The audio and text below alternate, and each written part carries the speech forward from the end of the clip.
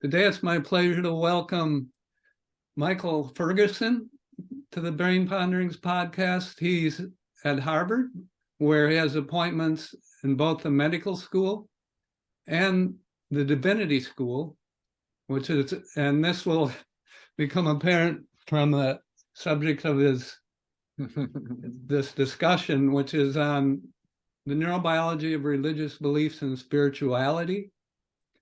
And he's, I think, grew up in Utah. I actually grew up in DC. We can talk about that in a minute. You grew up, well, let's talk about that now. But you're Mormon. I grew up LDS. Yes, I did. Yeah. Okay, so go ahead. You grew up in Washington. I did. Yep, in the Washington, D.C. area. Parents were career politicians. Led me to the great confidence that I didn't want to have a career in politics myself. Yeah. But God bless the good politicians, right? Grew up Latter-day Saint, like you mentioned. So a very religious household, a very faithful household. Was very involved in the religion. It was deeply formative in my upbringing. Went to Brigham Young University, which is Latter-day Saint undergraduate university, did a 2-year mission. So if you've seen the Book of Mormon musical or seen those guys in white shirts and black name tags and ties knocking on doors, handing out books of Mormon, that was me for 2 years in sunny Arizona.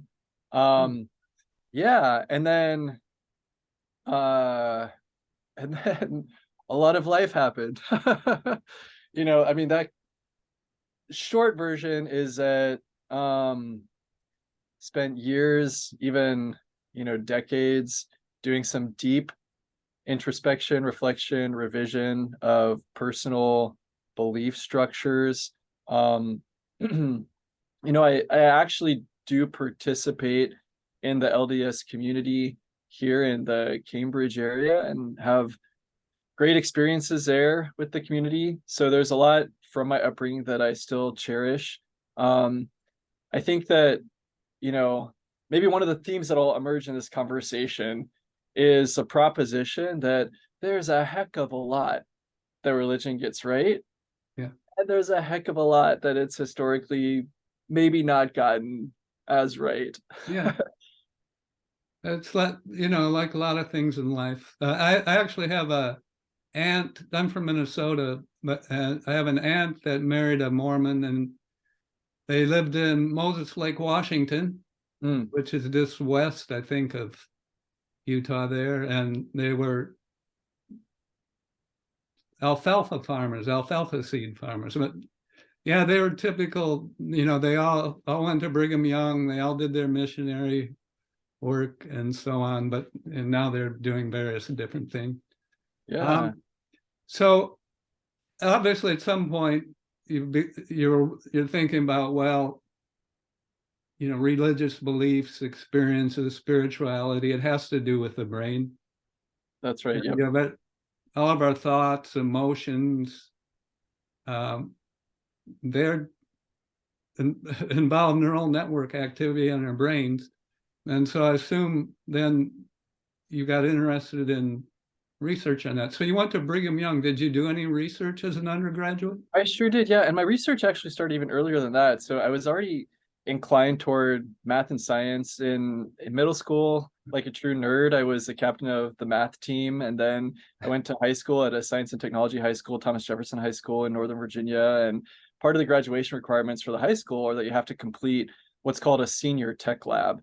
And so I did my senior tech project in biochemistry, was looking at some of the impacts of methylene blue on bacterial plating. So had a great immersive experience in the scientific method and experimental design, getting my hands dirty with bacteria. So you started with like the earliest evolved organisms, and then now you're funny. Not only on the most highly evolved organism, but the brain, which funny enough, I hadn't planned this deliberately, but right before we started this interview, I was listening to Bach. So Daniel Dennett has this quip from bacteria to Bach and back, and so you could say that that's that's kind of my journey there. So when I was in high school, I was pretty zealous. I was probably more on the fundamentalist spectrum of ways that I approached religion and my belief structure. And so when I went to Brigham Young University as an undergraduate student, I majored in biochemistry, specifically because I had the ambition to disprove organic evolution. Yeah. And so we could laugh about that now, Yeah. over the Well, course that's of, okay. I mean, that's actually a scientific approach, right? yeah, You know, you trying to just have a hypothesis, yeah. you gather data, you compare the data against your hypothesis, Yeah. and at least in this particular case, I revised my hypothesis. Good. And okay, and then your PhD work was at University of Utah That's right. School of Medicine. That's right. Yeah, and as you or some listeners may know, there is a fierce rivalry between Brigham Young University and the University of Utah. So switching schools, like that may have been the most controversial move of my entire life. And does that extend beyond sports or just in sports? Oh, so there's some pretty deep cultural animosity as well. Huh. It's bizarre. Yeah, it's a whole case study. I have several kids that were post-bac fellows in my lab, and they ended up at University of Utah. Oh, nice. They like it there. It's a great They're school. outdoors people and runners, so they run on a lot of trails around there. And It's amazing. I mean, you have mountain trails on campus. It's not like you've got yeah, to drive into the mountains. They're on campus. It's stunning. And then they've got great programs. I did bioengineering. So I did my PhD doing methods development for functional magnetic resonance imaging. At the time that I was doing my graduate studies, this was like right kind of in the early days of resting state functional connectivity.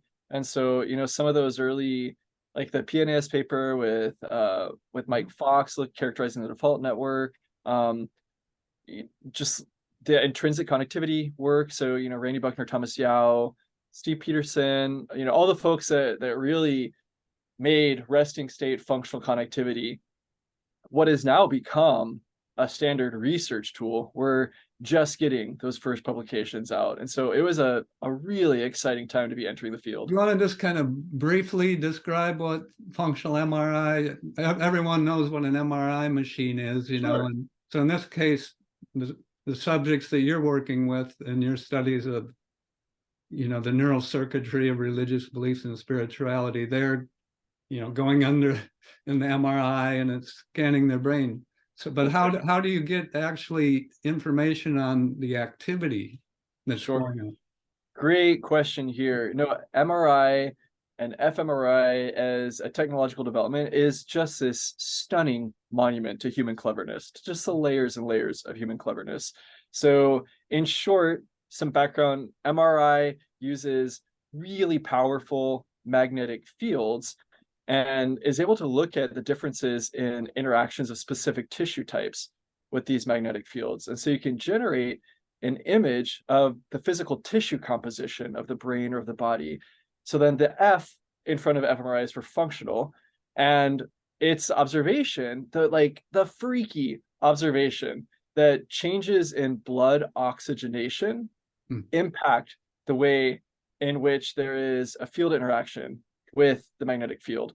And so, the iron ion in blood is very magnetically sensitive, but depending on whether or not it's bound to that oxygen molecule, again, it just slightly shifts the way in which it interacts with the magnetic field. And so changes in oxygenated blood concentration are able to be discerned by the way in which they interact with this magnetic field. Yeah. All right, so then another so it's like when you exercise your muscles, there's increased blood flow, increased oxygen going to the muscles. It's the same with your nerve cells. When they're active, they need more oxygen. That's right, exactly. So when our neurons are doing their thing and they're becoming more active, they're consuming resources, they're consuming oxygen, they're consuming glucose. And so the blood vessels in the brain respond. They dilate, they expand, they rush in freshly oxygenated blood with more glucose into those areas that have become active. And again, just like, it's insane that humans are clever enough to have devised ways to make images of those changes of oxygenated blood supply. And so that's the basis of the signal that we're looking at with functional magnetic resonance imaging, fMRI. So Okay, then, go ahead. Then can you talk about, I guess mainly your two main studies relevant to this using this technology. And the first is in when you're looking at neural network activity in the brains of Mormons. That's right. Is that right? Yep. Can you That's right. kind of talk about that study? Sure. So this study was one that I did in graduate school. That, I mean, when I say I did it, I need to acknowledge that this was a whole team. Yeah. Yeah, science is a team sport. It's not a solo sport by any means. I was very fortunate to be able to be the lead author on the study. And we were able to recruit Latter-day Saints who all had served missions for their church. So they had spent either 18 months or 2 years of volunteer service for their church. In other words, these are individuals who are highly religiously motivated. They came into the laboratory. We drew their blood. We measured their, their psyche through psychometric analysis, then put them in the scanner and had them participate in religious tasks. So had them read the Book of Mormon, had them pray. And while they were inside of the scanner, we gave them a button box. So, they're lying down in the scanner, looking at a screen, reading scriptures from the Book of Mormon. And then when they're having a peak religious experience, we told them to push the button. So in LDS cultural vernacular, it's called feeling the spirit. So we instructed them, when you're feeling the spirit, push the button so that we can take a picture of your brain. I mean, it's more complicated than that, but yeah, but basically then every time that they pushed the button while they were lying in the MRI scanner, we went back and we looked at those moments and we asked the question, what's happening differently in the brain at those moments when they're pushing the button and saying that they're feeling the spirit compared to those moments when they're not feeling the spirit? And what did you find? You found several interesting circuits that seem to be active. Yeah, so I would say that for me, just like even taking a step back, the most interesting thing is that we were able to do this experiment and get significant results. That I think that with as intensely personal as spirituality really can be, that even just the question of whether we were going to see anything that was consistent across all these participants, that was an open question. If you have 20 different religious people come in and you say, tell me when you're having a very personal experience, it's very plausible that the neural signature for each of those 20 people would be completely different.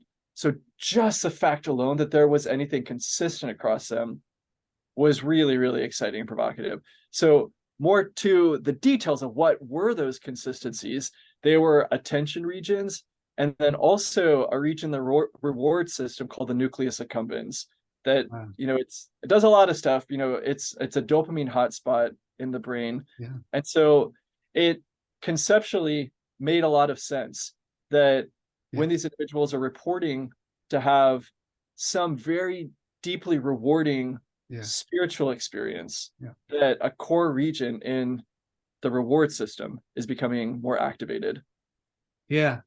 And so what about, is there anything specific for, when they're, the religious, thinking about religious things and God and so on, is there anything different about, do you have any controls, I guess is what I'm saying, is this what you'd see with any pleasurable experience? Or like if you told somebody, go to your happy place.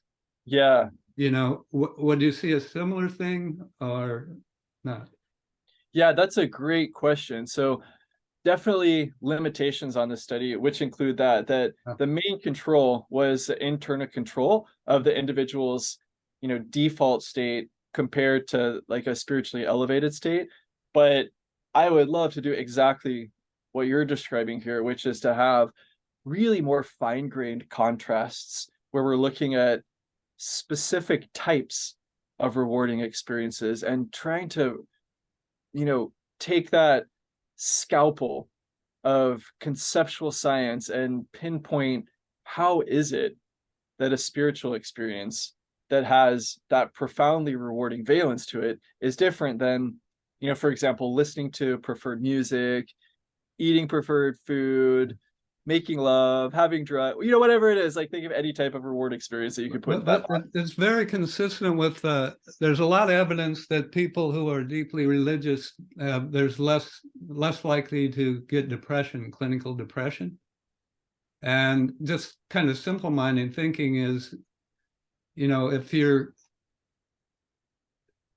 periodically, daily praying or whatever, kind of, thinking happy thoughts, you're less likely to be depressed.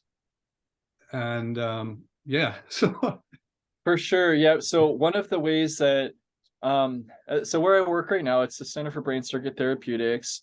Michael Fox is the director for the center. He's pulled together an amazing team of researchers, engineers, neurologists, psychiatrists, and one of the things this isn't Michael J. Fox. This is a different. That's right. Yeah, it's a different Michael Fox. That's right. That's right. Yeah, good disambiguation there. Thank you. But one of the things we talk about is, okay, are we lumping or are we splitting right now? So in other words, are we looking for something that's general, or are we really looking for something that's specific and trying to pull apart phenomena?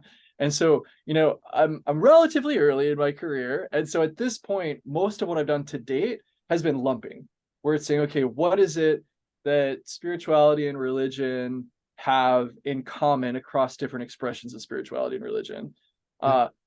Moving forward, I'm starting to get more into the territory of splitting. So saying, okay, what is it that fundamentalism does in the brain compared to mysticism? Or even more finely grained, what is it that different types of mysticism may do differently in the brain? Interesting. Okay, and then, so for me, your second study, the one that was in biological psychiatry, is really fascinating study because it takes advantage of people who had, I guess these people have had an accident or a stroke or something that damages a certain part of the brain. And so anyway, can you go ahead and describe that study? Because what you found in that study and the brain and the circuitry that's involved, to me, is really very interesting. I appreciate that. I'm really excited about it. So I'm Yeah. glad that you think it's interesting. Yeah. So this study, we were using brain lesions. So, I mean, this is like, it's a very different paradigm than fMRI task studies. And I think that making that paradigm shift can be really hard because it's not necessarily intuitive. Why would you be looking at brain damage? Why would you be looking at stroke or surgical removal of focal areas of brain tissue in order to make... From people with epilepsy, for example. That's right. That's right. In order to make some kind of inference about cognition or behavior. Well, the reason why is because we want ultimately to have a causal understanding. It's wonderful that fMRI gives us correlations in the brain. That's wonderful data. And at the same time, one of the fundamental maxims for science is that correlation is not causation. Right. And so if we're really wanting to get to that causal level, we've got to use different sources of data that can give us a causal set of inferences. Yeah. So if I can digress just for a minute here, I think it's super fascinating to note historically that this idea of looking at brain lesions and then looking at the subsequent behavioral or cognitive changes is ancient news. This goes back at least as far as Roman and Byzantine physicians, that Galen writes about looking at soldiers who are coming back from war with penetrating head trauma, observing the changes in behavior and personality associated with their penetrating head traumas. The Byzantines had a neuroanatomical functional map where they localized the sensory and the motor functions to the midline of the brain. And I'm like, wow, this is so cool. Yeah. So today, we think a lot about Phineas Gage, who had a railroad tie go through his orbital frontal cortex and had changes in personality.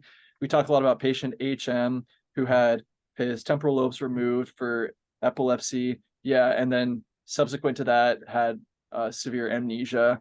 But we've got, it's not just these two modern case studies. We've got patients pouring in who have either strokes, like I mentioned, neurosurgical events, penetrating head traumas.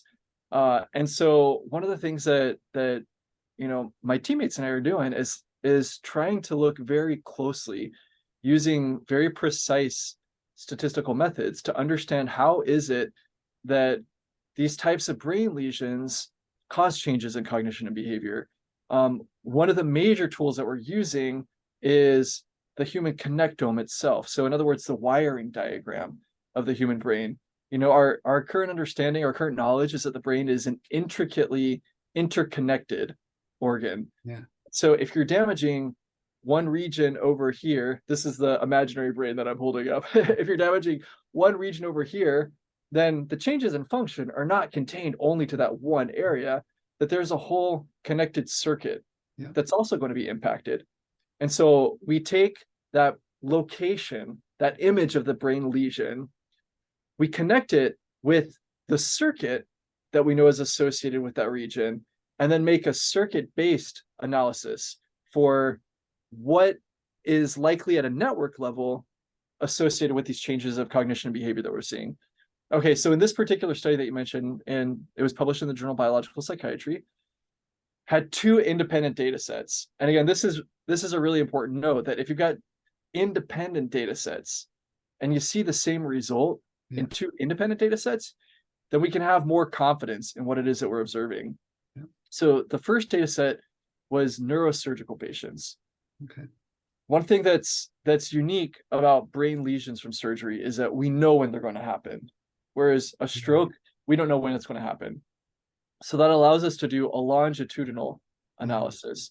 So this was a team in Italy that, brilliantly had the insight that they could measure spirituality before neurosurgery, have the individuals go through a surgical event, and then after the recovery, measure spirituality again. And then it turns out that in these 88 patients that they studied, that there was a normal distribution in the way that spirituality changed. In other words, there were some patients their spirituality increased, some patients spirituality decreased. And then for most of the patients, it wasn't changed all that much. So what we were able to do using our lesion network mapping techniques is, again, take the location, the image of the location for the surgical resection, pair it with the brain network that location is connected to, and then identify, okay, what is the common area that all of these connections are associated with that explains either these increases or these decreases in spirituality. But these patients in Italy, they didn't do fMRI on them. Is that right? That's correct. That's a great distinction to make. So we have the anatomical images for each of these patients. I see. Yeah. But then we're looking at a normative connectome. So it turns out that your brain, my brain, a stranger on the street, that our brains are much more similarly wired than not.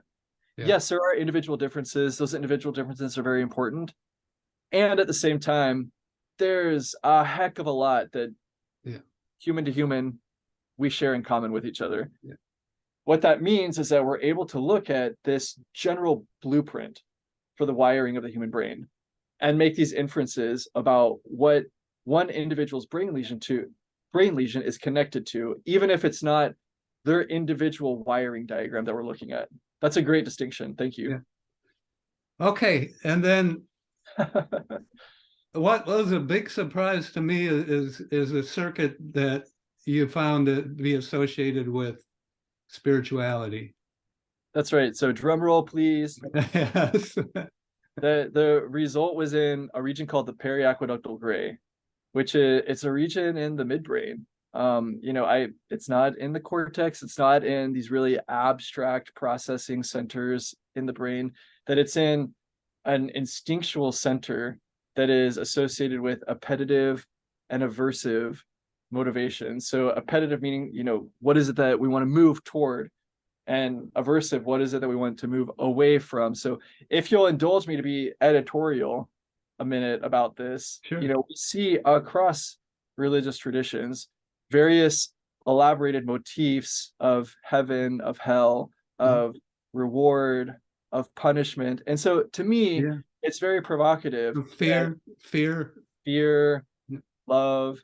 And so it's very provocative that this is an area of the brain that is pivotal in these appetitive and aversive motivational tones.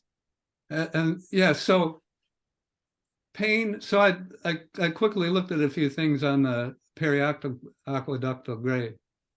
So when this circuit is active with regards to pain, it tends to inhibit one's perception of pain. That's right. And actually, there's enkephalins, which are endogenous opioids that apparently are mediating some of this. When that's active, you get those released. And then the other thing that's very interesting is there's a high density of receptors for oxytocin and vasopressin. I had another neuroscientist, Larry Young, who's down at Emory, who, it was on the neurobiology of love, right? And so oxytocin, it's kind of thought of as like a love neuropeptide or something that makes you kinder, maybe more altruistic, thinking about others and so on. And so, but this periaqueductal gray, these circuits they're present in lower animals, pretty much any mammal will have these circuits. So that suggests that there's a component to spirituality that is conserved. And, so if you have a pet dog or cat, when you interact with them, you can get, so we had 2 dogs when I grew up in Minnesota. Actually, we always seemed to have 2 dogs. And, occasionally one would die. And the other one is very clear. They'd mourn for the dog that died, and it would last. They kind of go through this grieving, and when they play together, they clearly liked each other, love. So I think there's got to be some basic aspects of the good sides of religious beliefs, and the things, and pretty much all the religions is kind of the focus is on, be nice to other people, right? And so in that sense, it kind of makes sense. And we're social. Maybe this is more important than social animals. Then the other thing from animal studies now is that this brain region is involved in maternal care, maternal love, love of a mother for its child. And then I was reading that, there have been studies looking at differences between, in general, I mean, this is just something that we all see, that women are generally more caring than men. And I think there's some evidence that women tend to be more spiritual. And so maybe you could talk about, I know I've said a lot. Sure. I've said a lot, but can you comment on what I've said? Sure, yeah. So I'm not going to step in that quagmire of social controversy, but I will address empirically the observation that you mentioned, that it is very robustly observed sociologically that, that women have more religious participation than men do. Again, I want to just acknowledge, gosh, how complex the interaction of biology and culture is for the phenomenon of gender. I'm not trying to just reduce and simplify that, but again, this is a very robust empirical observation. No, but again, from an evolutionary perspective, most mammalian species, it's the mother that takes care of the offspring. Yeah. And so it kind of makes sense from that standpoint. And Yeah. So I mean, Sure. there's biological differences between males and females. And that's one of the questions that I'm really curious to follow through on, is to look at sex-based differences in ways in which the paraqueductal gray is connected into the brain, and then also the centrality of its functional signature in the functional connectome. Because again, like I said, we've got, at a behavioral level of observation, a robust, widely observed social phenomenon that women tend to be more religious and participate more strongly in religious communities. And so, it's I a question. should Is tell you, there? Michael. So my wife is, religious, and I'm kind of I just tell her I'm a neuroscientist. So Yeah. that's kind of my religion. But yeah. Anyway, I don't want to get away from the neuroscience, but I think it would be good if there were more women in positions of power. Maybe we'd have more empathetic leaders, and that are, I think more caring about people that are suffering. Yeah, I guess, yeah, man, you're bringing really important questions here, really important topics. I would say that just in general, I would love compassion and empathy to be more widespread unilaterally. Well, and after we get through what's going on in the brain, we'll talk about transcranial magnetic stimulation, right? Because I know you're thinking about this, and actually it's obvious thing for someone in your position is that you're identifying these circuits, right? Yeah. And there's evidence that TMS can benefit people with depression. Religion has kind of an antidepressant effect. There are other things that have antidepressant effects. Exercise, for example, for me is like a huge antidepressant. But, so in theory, one could help people with TMS who have, some issues that are related to those same circuits. Okay, so, all right. Right, so actually I watched, and you've probably seen this, maybe Robert Sapolski. Have you come across him? Maybe not. He's like what are some? he's a neuroscientist and anthropologist. Okay. And Dr. Sapolsky, if you watch this, I'm sorry that I don't know your work. Yeah. Okay. Anyway, he was at Stanford. He's at Stanford. He does these really beautiful lectures on the brain and behavior and stuff. And he has one lecture on kind of the evolutionary origins of religion. Yeah. In humans. And in it, he talks about kind of the notion that all of us have some tendencies towards kind of what, if it goes to the extreme, is considered a psychiatric disorder, like obsessive compulsive disorder, or, we mentioned depression. Yeah. Magical thinking. And he pointed out, like, when humans were kind of hunter-gatherers before big societies started, or there's smaller groups, you have a shaman who's kind of looked up to, and Sapolsky would consider shaman kind of borderline, kind of having psychiatric. But anyway, can you talk a little about kind of this? So religion can be taken to extreme too, like anything in life, right? Sure. Yeah. It can interfere with your functioning, maybe, and even others around you.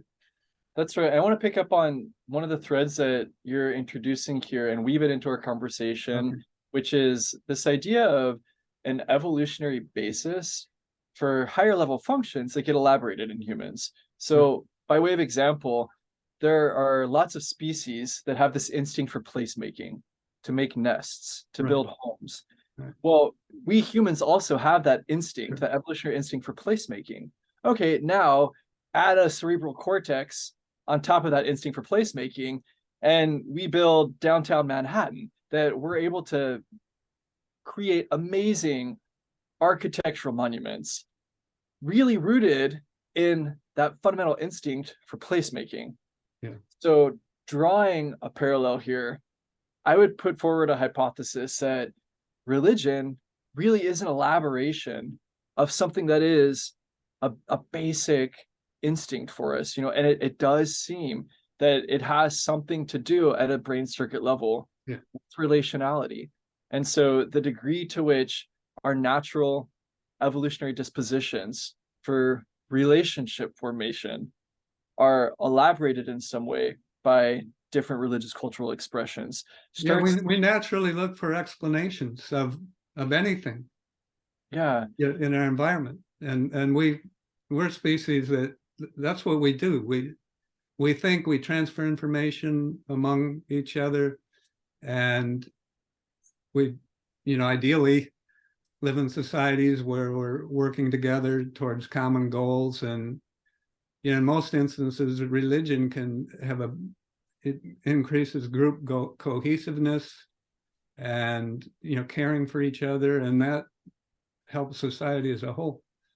That's right. And there's a huge interpersonal dimension to that. You see this especially pronounced in a lot of indigenous spiritualities, where there is an animistic personification of natural environments, of not only the animal and the plant life, but even rocks, minerals, that there is this way in which there is an imbued interpersonal relationship into the spiritual and then the ethical framework. And you see this also in mystics, even in the monotheistic traditions. One who comes to mind is Francis of Assisi, where he talks about brother sun, sister moon, sister death, that there's this way in which there's this imbued personalization and then this relished interpersonal relationality with concepts that in our Western material contemporary paradigm we might entirely depersonalize, and arguably to a maladaptive extreme. When I was an undergraduate, what's her name? Carl Sagan's wife, first wife, she was it. I don't know if she came up with this as Gaia. Mm-hmm. That each of us is part of something much bigger than us. Yeah.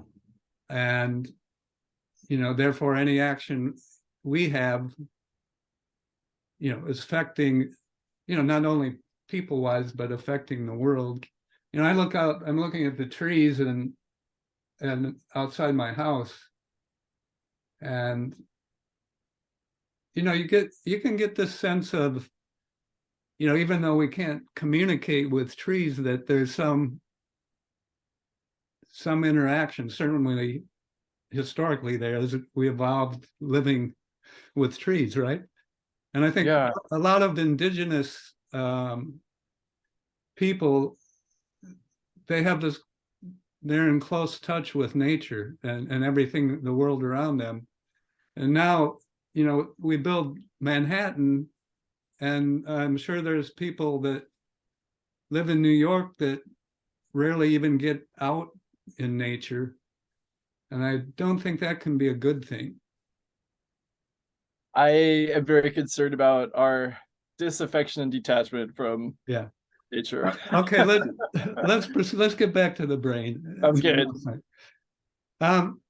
So before we started this podcast, I mentioned to you that when I was at the National Institute on Aging, I was a lab chief, which is like a department chair at a university equivalent. And I'd done all this work on animals, a lot having to do with brain aging, Alzheimer's disease. We did a lot with intermittent fasting, which is actually very relevant to pretty much any religion. Yeah. And actually, so we did all this work on looking at effects of intermittent fasting on the brains of rats and mice, their learning and memory. We found it has an anxiolytic that lessens anxiety once the animals are adapted to intermittent fasting. And we looked what neuronal circuit we actually record. We put electrodes in neurons. Is there a dose response effect where the more that you do, or an optimization where you you get to a point, a sweet spot, and then it goes overboard? It's hard to go overboard with fasting. Okay. And there is a tipping point, and it seems to be associated with this metabolic switch from glucose to ketones. So when you fast it long enough that you start tapping into your fat stores and the ketones go up, then good things seem to be happening in the brain. Okay. And that takes, it's a relatively short time, 12 to 14 hours. Wow. So personally, myself, I eat all my food within a 6-hour time window each day. Okay. Noon to 6. And then I find in the morning, my mind is working the best. Like right now, I'm thinking pretty well. And, then when I eat, everybody knows this, when you eat, your brain isn't working as well. So I think, from the standpoint of religion, you can definitely think more deeply, clearly. I think meditation would probably be enhanced if it's done in a fasting state. And I know you're involved in this whole wellness spirituality program at, the whole Harvard system. And I think this could be another thing you could incorporate, intermittent fasting. But let's get back to this. So anyway, I recruited a neurologist, Dimitrios Kapagiannis, to do, and he did a study, we haven't published it yet, did intermittent fasting looking at the brains of people at risk for Alzheimer's disease. But so Dimitrios, he was with Jordan Grafman, who was actually a co-author on a number of your papers, I think the lesion studies. Mm-hmm. And Dimitrios and Grafman did these studies kind of like you're doing in a sense, looking at neural network activity. Now, I don't know if you remember his studies very well, but so the brain regions he found, so he had people, what did he have? Anyway, let me read this if you'll bear with me. Please do. So he had one PNAS, National Academy of Science Proceedings paper, and our analysis reveals 3 psychological dimensions of religious belief: God's perceived level of religious involvement, God's perceived emotion, and doctrine experiential religious knowledge. So in other words, circuits, and so when people have spiritual religious experiences, there's, as you mentioned, there's a lot of things going on in different regions of the brain. Some have to do with emotions, some have to do with cognition. Learning and memory. Obviously, if you're reading religious doctrines like you did in your study with the Latter-day Saints, they're using language, these are most highly evolved brain regions involved in language, prefrontal cortex, which is involved in reasoning, decision making. So do you want to talk about like how Dr. Kapagiannis' work fits into your picture? Sure. Yeah, I would say that he's putting forward something that's getting into a components analysis, and that's a direction I see as being wildly productive and wildly important. It's a direction where, we need to have a more sophisticated view of the relationship between anatomy and function. It's too easy to slip into the thought process that like, oh, there's just a spot, whether it's a God spot or an intelligence spot.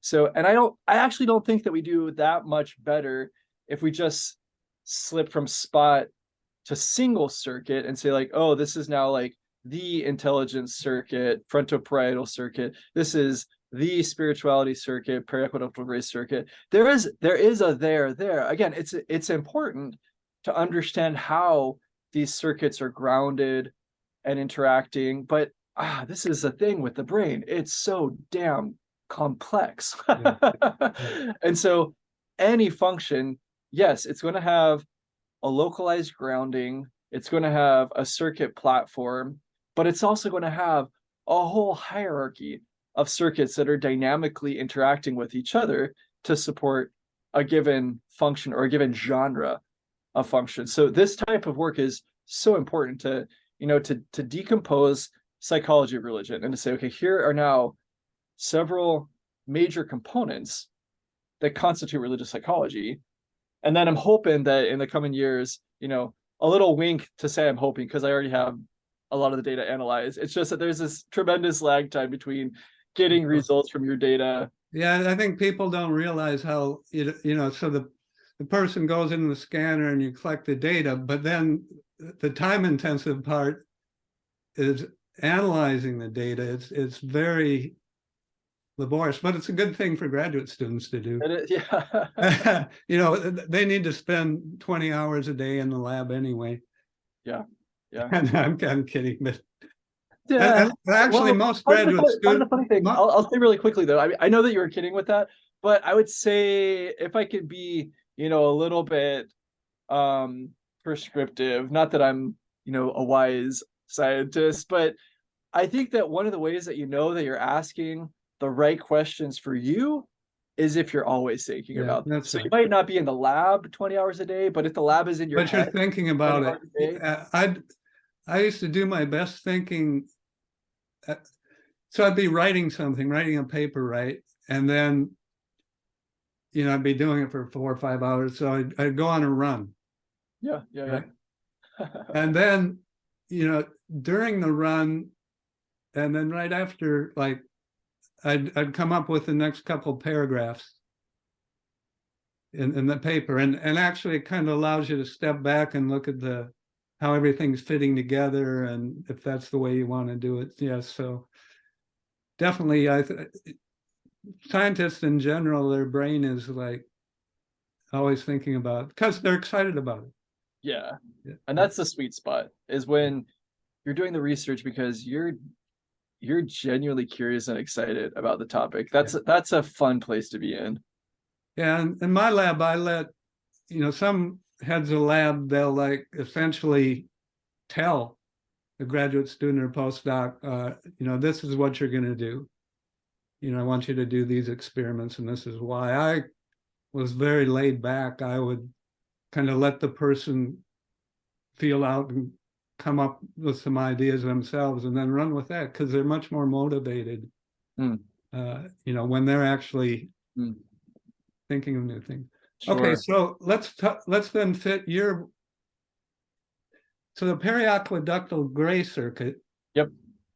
So higher brain regions actually seem to kind of control this periaqueductal gray circuit in a sense. And my understanding from the lesion studies is if you have lesion and higher brain structures tend to kind of inhibit the periaqueductal gray. And so if you have a lesion, so you kind of release the periaqueductal gray from inhibition, then, and it's your lesion work in humans, they will be hyper-religious? That's correct. And more kind of a OCD kind of? That's correct. Yep, you got that spot on. So part of the study was looking at case reports of patients who became maladaptively hyper-religious. And I think it's really important to qualify what that means, what that looks like. So these are individuals, for example, one of them, it was their spouse that brought them into the physician because they manically joined 3 different religious movements in a month's period of time. And so, I mean, we're talking really about extremes here. Yeah, disrupting their life and their family. That's right. It's disrupting their life and their family. That's exactly right. Yeah. And so in 4 out of 4 of these cases that we examined at the brain circuit level, the brain lesion that the individual had experienced, it disinhibited the periaqueductal gray. In other words, like you're saying, the brain was damaged in an area that is usually like the brakes that pump the brakes on the system. But if those brakes go out, then you get a runaway truck. Yeah. And that dysregulation, where it's disinhibited because you've lost the ability to regulate it, drives behavior into areas that are not fun for anybody. Yeah. That kind of makes sense to me, because you've got, so Kapagiannis' work is kind of identifying, I guess, some higher circuits in the cortex. that are involved, and maybe they're involved in, the really intellectual, these higher centers, the intellectual aspects of religiosity and spirituality. Now, one brain region that's thought about a lot in terms of kind of mysticism, I guess, is the prefrontal cortex, which is the most highly evolved brain region. It's greatly expanded in humans compared to other primates. And the psychedelics, and I had a podcast with oh my gosh, what's his name? Volander. Anyway, it was a guy that was he's from Switzerland, and he's a friend of Albert Hoffman, who made LSD, and so he talked about it. And so the psychedelics act on certain type of serotonin receptor, and there's certain neurons in the prefrontal cortex that studies suggest have a really high concentration of these specific receptors, the 5-HT2A receptor. And so what you're thinking about, because a psychedelic experience, like the acute experience, is kind of incredible, right? People see kind of random images of things. Can be anything. But then there's a long-lasting effect of a single psychedelic experience. And it's been shown with depression, even with their post-traumatic stress disorder. I think there are some studies. So a one-time experience of this, I guess you'd call it mystical experience, leads to long-lasting, seemingly beneficial effects. That's right. So it's fascinating to bring this down to a cellular level to begin with, and then we'll blow it back out to the phenomenological level. But at a cellular level, with a lot of these agents, these 5-HT2A agonists, that they're causing these rapid bloomings of dendrite spines, that you've got individual cells that are looking for ways to connect with each other, that you can think of the neuron as a hypersocial, and I'm using that in scare quotes here, personifying a little bit, but it's hypersocial, that it really wants to connect, and it wants to find meaningful ways to connect. And so when you have something like a 5-HT2A agonist, LSD, psilocybin, boom, all of a sudden it goes into warp speed, putting all these little arms out to try to find ways to hold hands with its neighbors in different configurations. And just by sheer virtue of the wild number of those connections that it's seeking, there's going to be some that are actually representing a pattern that is real, but that hadn't been represented prior to that experience. And so, I would speculate that that's one of the reasons why there's actually a persistent effect, is that, sure, in the moment of an LSD trip, you're going to be getting lots of different spurious connections. You're going to be tripping out, man. You're going to be seeing colors and images and things that aren't really there or grounded in objective nature.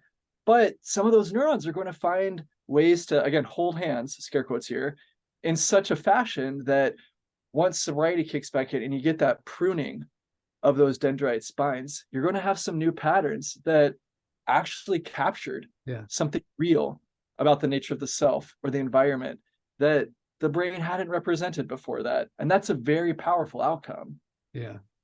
And also this kind of links to the epilepsy story in the sense that I think some people during seizures, they have like a mystical experience, and actually that seizures, as you know, electroconvulsive shock is one treatment for depression, people who aren't responding to anything else. But the electroconvulsive shock, the psychedelics, exercise, they all cause growth of dendrites and formation of new synapses. So they're changing the structure of the neural circuits. And I guess we should mention a certain protein called BDNF, brain-derived neurotrophic factor, which seems to be a common feature of a lot of antidepressant. And it, like its name implies, it promotes the growth of dendrites and synapse formation. Okay, so Yeah, no, I want to pick up on that theme of epilepsy or of seizures that you bring up, because this is something that is a through line in world religious and spiritual history. That, you know, this is not just speculative or navel gazing commentary here, but major world religious figures, I mean, major pioneers and revolutionaries in the history of human religion, objectively are known to have had seizures. yeah. You know, Teresa of Avila, Joseph Smith, like you can go down a list. And, you know, another one who comes to mind is Fyodor Dostoevsky, who, you know, although not a religious leader per se, was this brilliant, this genius Russian novelist who wrote extensively about human religion and religiosity. And Dostoevsky was particularly eloquent in describing the experience of one of these ecstatic seizures. And he said, I would give everything for that moment of transcendent bliss and harmony and joy right before the seizure hits. And it really seems that so much of his writing was his attempt to try to unpack and articulate. This was before LSD. Yeah, yeah, exactly. So I mean, that's a whole. Or mushrooms. Actually, I see they're starting to legalize mushrooms in some places. Actually, are decriminalized anyway. And Washington D.C., for example. Oh, I actually didn't know that about DC. Yeah, you should. And then I think Oregon. I know Colorado. And I think there's going to be movement because actually they're fairly safe and they're non-addictive, which, you know, the big drug problem now is addiction. Yeah. So, okay, but anyway, let's finish up.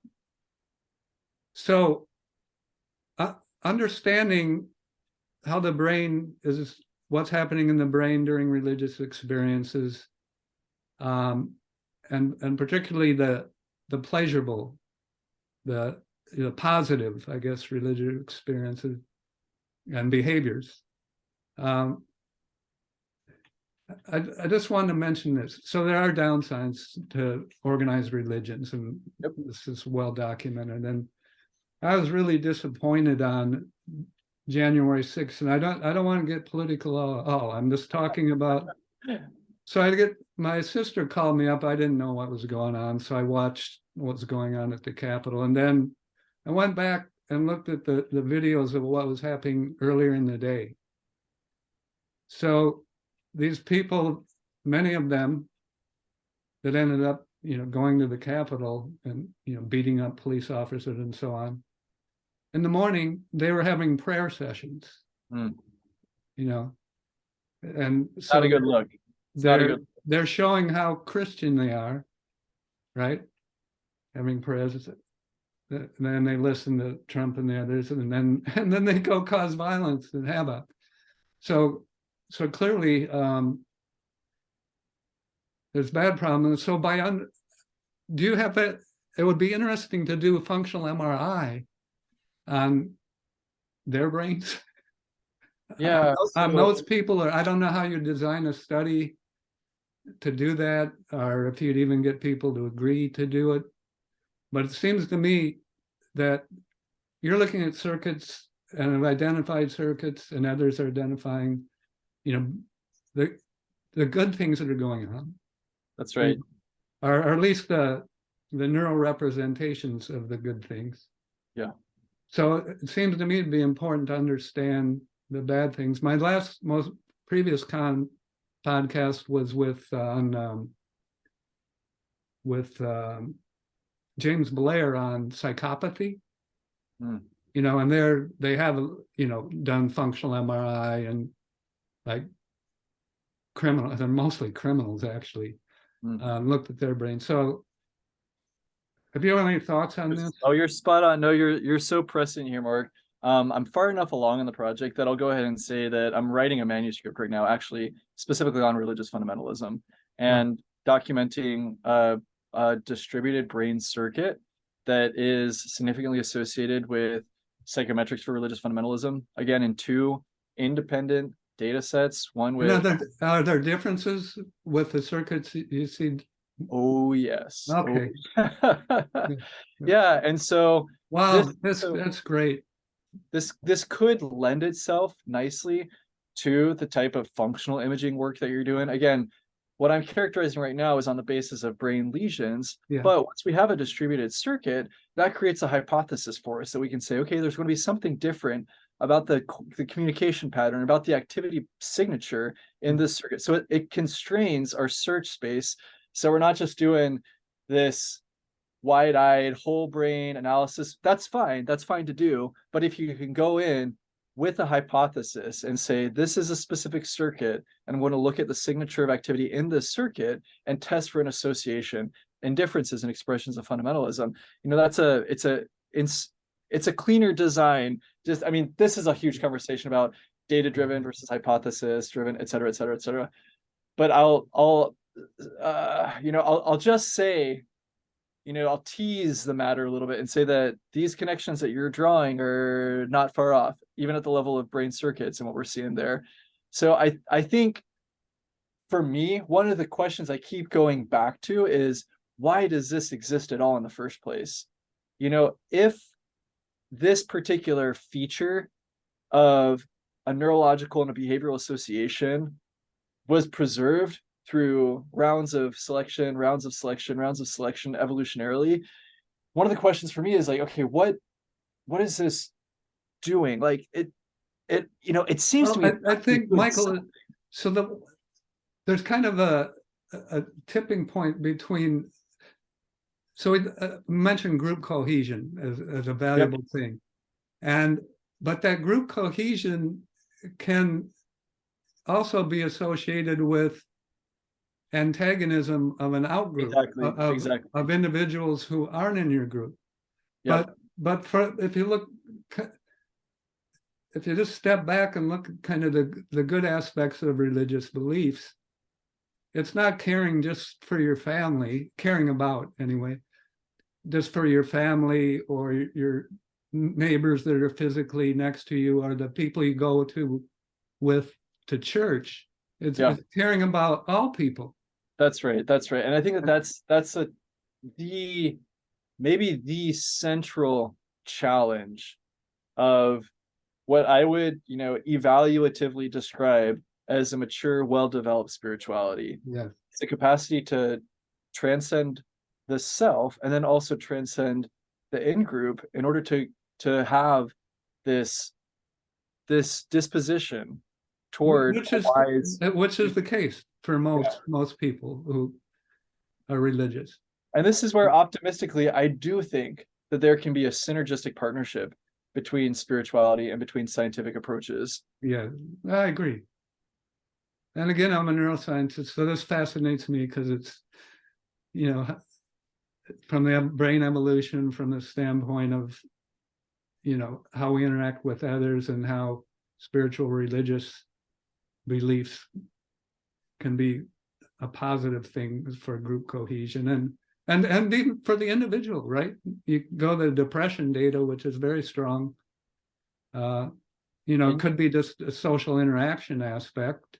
That's right. I think that it's more though, because I'll point to some of the psychedelic empirical data that's coming out where the depth and the intensity of the mystical experience that has been occasioned by psychedelics is largely predictive of outcomes across a range of different symptom measures. And so that to me indicates, or it's one set of data indicating that there may be something above and beyond the social support that comes from religious or spiritual community participation, that it's an intrinsic good for the individual. Yeah. Well, Michael, I'll put links in the description to your papers, to one of Dimitrios, I guess, to one of your lectures on YouTube, which I thought was really excellent. People can actually see your brain images at functional MRI and actually see the data.